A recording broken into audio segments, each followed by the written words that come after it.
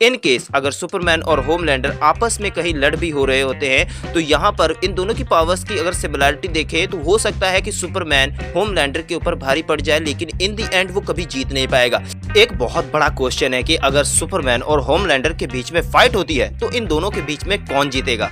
इसका आंसर ढूंढने से पहले हम लोग बात कर लेते हैं कि इन दोनों की आइडियोलॉजी क्या है, इनके मॉरल्स क्या है, इनका पर्सपेक्टिव क्या है और ये एज अ जस्टिस को किस तरह से देखते हैं। और ये सारा कुछ एनालाइज करने के बाद ही मैं अपना इसमें जजमेंट देने वाला हूँ। लेकिन इस वीडियो में हम इन दोनों की पावर्स के बारे में डिस्कस नहीं करेंगे क्योंकि वो ऑलमोस्ट सिमिलर ही हैं। बस फर्क इतना पड़ जाता है कि होमलैंडर को अपनी पावर्स को रिगेन करने के लिए किसी सोर्स की ज़रूरत नहीं है, बस उसको उसकी बॉडी की एनर्जी मिलती रहे उतना काफ़ी है। लेकिन अगर सुपरमैन को उसकी पावरफुल एनर्जी चाहिए तो उसे सन की हीट, उस सन की लाइट चाहिए। तो दोनों को हम एक साथ में कंपैरिजन करते हैं, जिसमें सबसे पहले मैं बात करना चाहूंगा सुपरमैन की। सुपरमैन का सिंबल ही है होप। सुपरमैन का मतलब है उम्मीद। अगर कोई मुसीबत में है तो लोग ये उम्मीद करेंगे कि भाई सुपरमैन उनको बचाने आया है।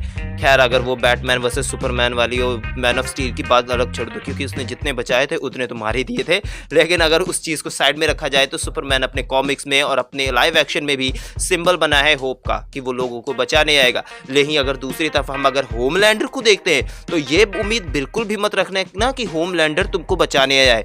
तुम मुसीबत में हो, तुम्हारे बहुत ज़्यादा हाई चांस है कि तुम उस मुसीबत से खुद बच के निकल जाओगे। अगर होमलैंडर वहां तुमको बचाने आया है तो इस बात की कोई गारंटी नहीं है कि तुम वहां से जिंदा बच के जाने वाले हो, क्योंकि होमलैंडर का नाम सुनते ही लोग डर से भागने लगता है कि ये भोसड़ी वाला कि ये बचाने नहीं आएगा बल्कि मारने आ जाएगा। आपको याद होगा बॉयज सीरीज का वो सीन जहां पर एक लड़की सुसाइड करने की कोशिश करती है और होमलैंडर उसको बचाने जाता है लेकिन कहता है कि चल कूद जा।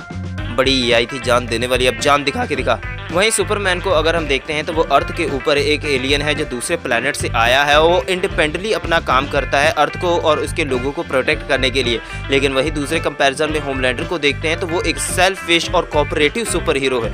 उसको फर्क नहीं पड़ता है कि वो किसी को बचाएगा या किसी उसे फर्क नहीं पड़ता है कि ह्यूमैनिटी सर्वाइव करेगी या नहीं। वो एक कोऑपरेटिव कंपनी के द्वारा होल्ड किया जाता है और उसी का फायदे को वो देखता है। वो ऐसे ही किसी को बचाने भी नहीं जाता है अगर उसकी कंपनी का फायदा नहीं होता तो। अब बॉयज सीरीज में आपको मैं फिर से ले चलूंगा और बताऊंगा कि बॉयज सीरीज के पहले सीजन के पहले एपिसोड में 200 से 250 लोग प्लेन से मरने वाले होते हैं और होमलैंडर वहां में से किसी एक को भी नहीं बचाता है, उन्हें मरने देता है। और उसके आगे चल के हमें एक और डायलॉग सुनने को मिलता है कि जिसमें होमलैंडर ये थ्रेट दे रहा होता है कि अगर उसकी मर्जी के खिलाफ कोई भी काम हुआ तो एक दिन ऐसा आएगा कि वो सिर्फ मजे मजे के लिए ही वर्ल्ड के मैप से अमेरिका को वाइप आउट कर देगा।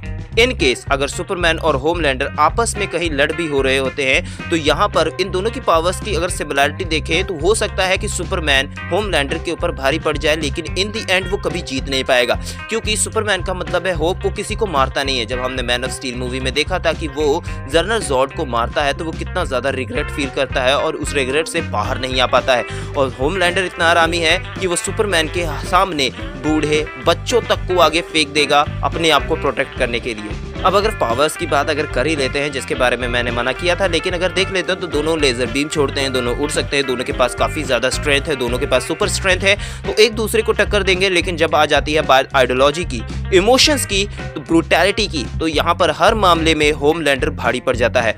और अगर एक खुले मैदान में बहुत दूर दराज ये दोनों फाइट कर रहे हैं तो बहुत ज़्यादा हाई चांस है कि होमलैंडर हार जाए। लेकिन अगर ये सिविलाइजेशन के बीच में फाइट हो रही है तो बहुत ज़्यादा हाई चांस है कि यहाँ पर होमलैंडर ही जीत जाएगा।